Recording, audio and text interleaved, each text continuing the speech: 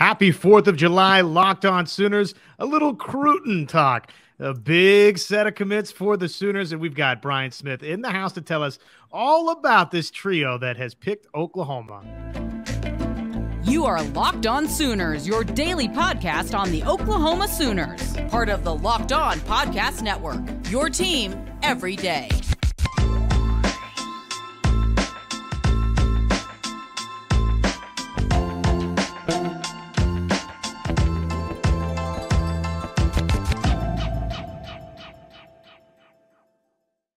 What's up, everybody? Welcome in. It is Locked On Sooners right here. Your team, the Sooners, every single day in this episode. Brought to us by FanDuel Sportsbook. Check them out, fanduel.com/Locked On. So it's been commit season in Norman, Oklahoma. And with that, we went ahead and called in the expert. Brian Smith is with us. You can follow him on Twitter at FB Scout. That's football scout at FB Scout _Florida.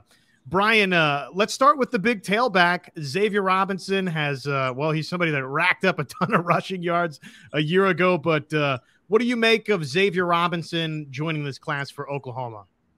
If there was a fit for what kind of personality Venables is from an offensive perspective, this is the kind of kid.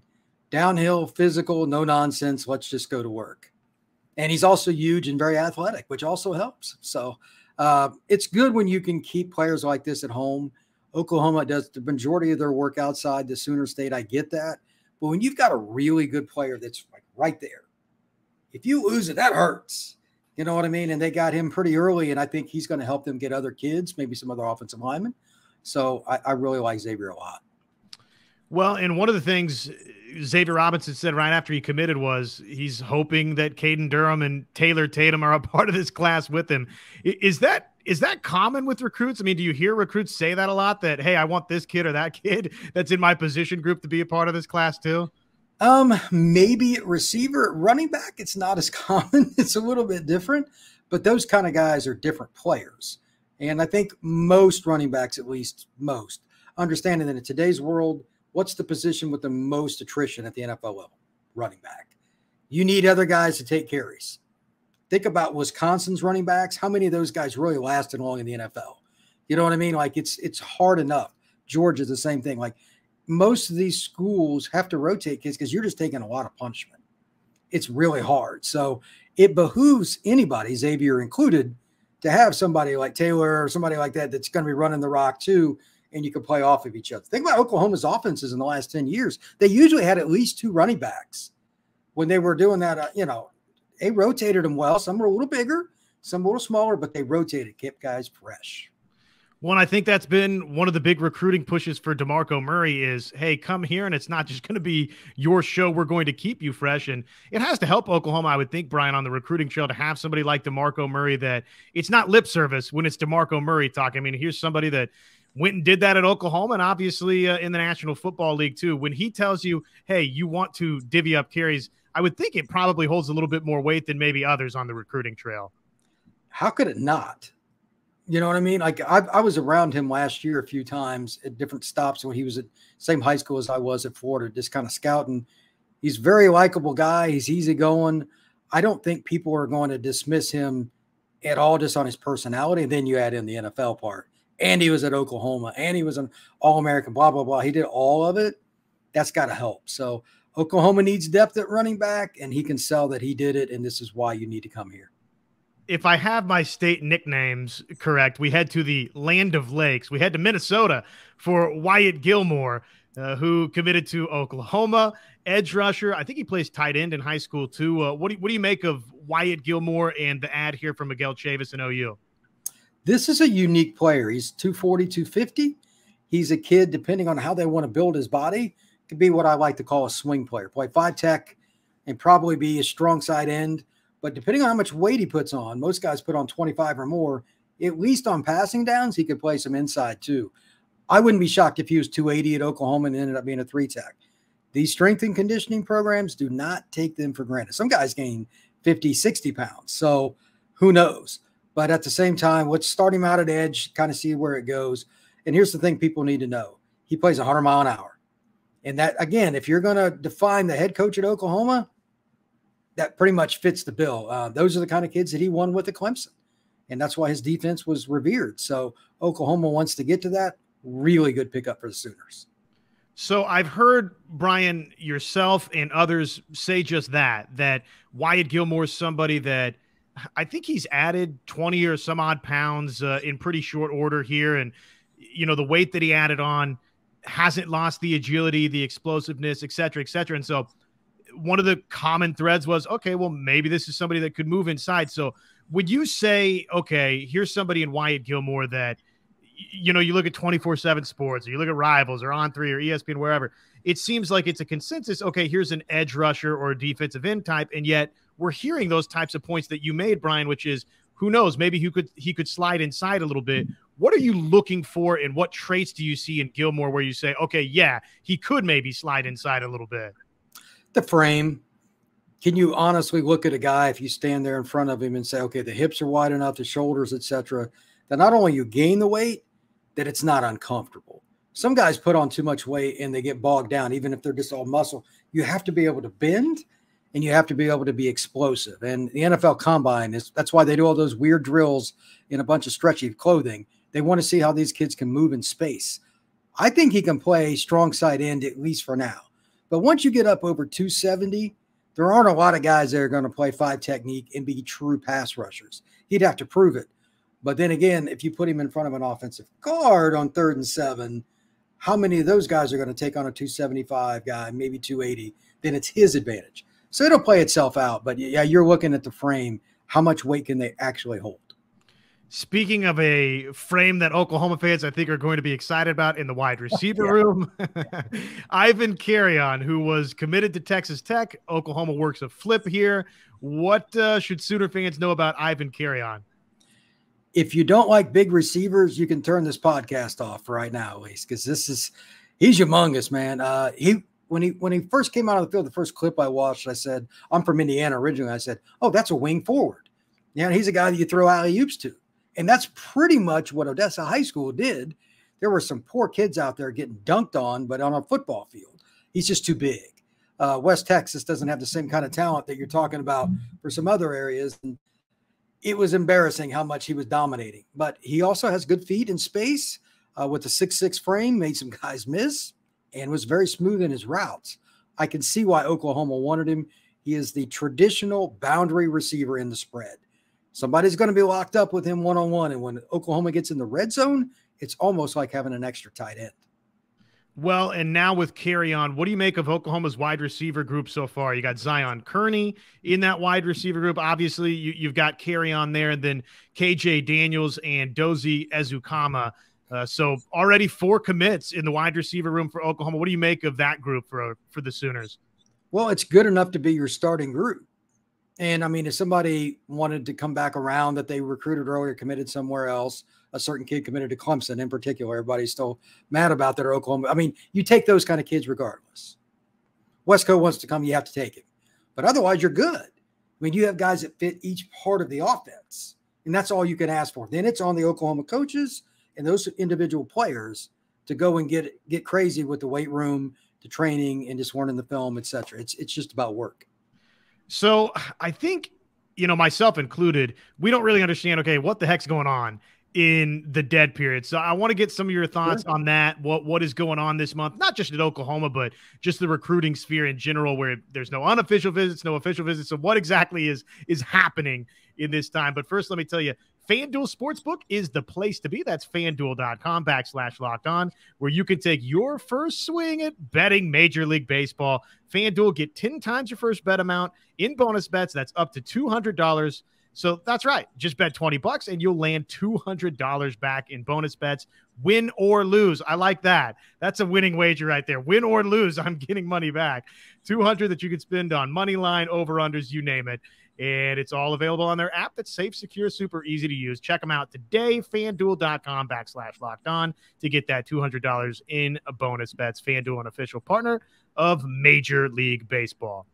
So what can you tell us, Brian, about the dead period? Like I said, I mean, I'm curious about this too, because we hear, for casuals like myself, we hear that term dead period, right? Like, well, we know that there's not this or that going on, but obviously recruiting doesn't stop. So what is sort of what's the focus for a lot of coaches and recruiting departments right now? They just got to stay on top of their guys. There are a bunch of kids that have set up their commitment dates. That's easy. You're going to recruit them, and even if you don't get them, you're like, Wesco, you're still recruiting that kid. But you also have to make sure as these coaches go on the road to go on vacation, because this is the month, in case you were wondering, there's a little window. It's not very big, brother, that you still need a few guys in the office. Every school does it in July. Everybody does it a little differently. You still have to communicate because you never know when something's going to happen, good or bad. That's the crux of it. It's the time where coaches go sneak off and hope their wife doesn't throw a rock at them because they're talking to a recruiter. Like literally, these things get ugly. Family life kind of interferes a little bit with recruiting and vice versa. So you have to do it. Recruiting never ends, even on Christmas Day. Like it's just part of the deal.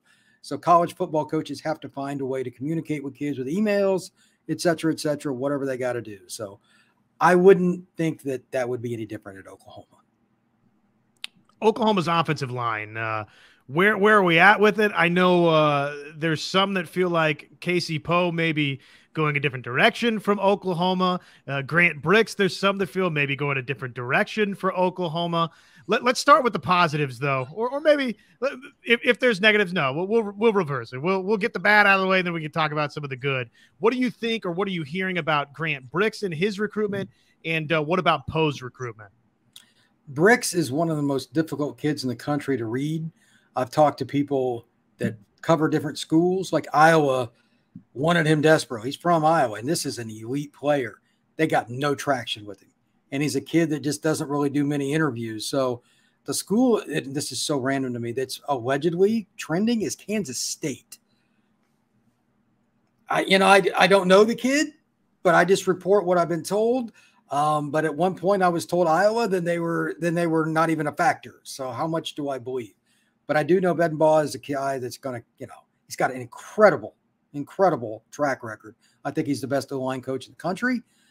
I'd be surprised, regardless of where kids commit now, if something didn't come back around.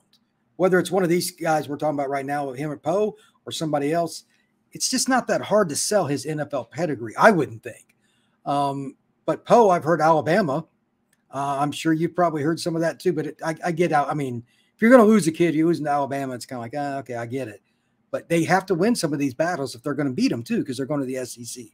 They've got to get some of these elite offensive linemen. And I don't know why suddenly it's changed. I don't know what it is. I was hoping you were going to tell me, actually. Well, Marcus Easley's another name that's on that Oklahoma recruiting board, and July 8th is the date there. And it sounds like, again, that's another recruit, Brian, that's not going OU's direction. Oklahoma is going to lose him. He's probably going to pick Georgia. So you've got that, and just to the point that you made about coming back around in the recruiting cycle if you're OU. They have to. And with Bedenbaugh and his track record, I said it the other day, I mean, isn't it almost, if you're not trending right now for Oklahoma for some of these offensive line recruits, I mean, is Bill Bedenbaugh really going to go 0 for 12 on all of these top targets? Or at some point, doesn't somebody look at a situation and say, well, wait a second, there's blue blood Oklahoma, and oh, by the way, I'll be the top priority now in this class because everybody else said no? I was thinking the same. You took the words right out of my mouth. Think about it. You can look it up, like on the guys that he's put in the National Football League. And it's not like they aren't crazy about football in the Sooner State. You've got all the things that you would want. They're going to the SEC, so you're going to be tested. And they've missed on some other guys, so I got a chance to be the guy in this class. Like, those are all positives. So how hard can this be? And it's the question of which one is it, though.